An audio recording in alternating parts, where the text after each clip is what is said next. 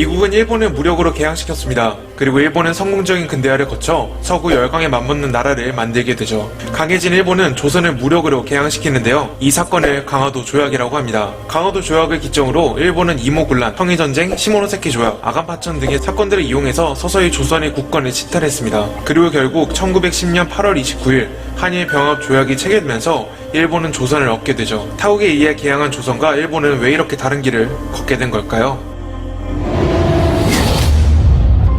조선이 근대화에 실패한 이유는 여러가지 있고 명확하게 설명하기 어렵지만 제가 생각한 이유는 총 3가지로 나눠지게 됩니다. 먼저 첫 번째는 조선이 농본 사회였다는 점입니다. 조선은 농업이 기반인 나라였습니다. 상업은 장려하지 않았고 무역도 청나라와 아주 최소한으로 진행했죠. 조선의 기득권층은 유교 사상을 근거로 이런 농본주의 사회체제를 안정이라고 생각했던 것 같습니다. 때문에 서구 열강들과의 무역은 사회 기틀을 무너뜨리는 행동이었기 때문에 쇄국을 진행했었고 설령 개항을 했다고 하더라도 농본 기반을 몇백 년으로 살았기 때문에 근대화가 늦을 수밖에 없던 것이죠. 물론 그렇다면 의문이 생길 겁니다. 쇄국은 일본도 진행했는데? 맞습니다.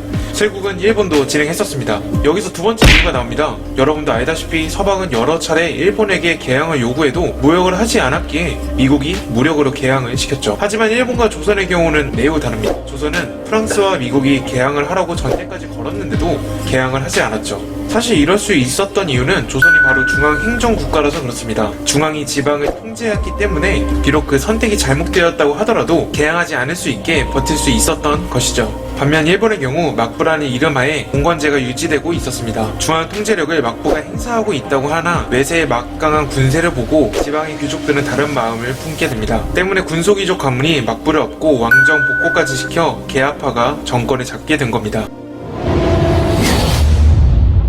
마지막 세 번째는 지리학적 위치 때문입니다. 17, 18세기 동아시아 정세는 말 그대로 혼란 그 자체였습니다. 근대화로 인해 명실상부 강대국인 일본과 조선의 영향력을 계속 유지하고 싶었던 중국, 아시아로 인해 부동항을 얻고 싶었던 러시아까지 그야말로 조선을 둘러싼 국제 정세는 헬조선이었죠. 실제로 조선의 이권을 둘러싸고 일본은 청나라와 러시아의 전쟁에서 이김으로써 조선의 식민지화를 공고히 했고 고종이 진행한 광무개혁도 일본의 방해로 성공하지 못했습니다.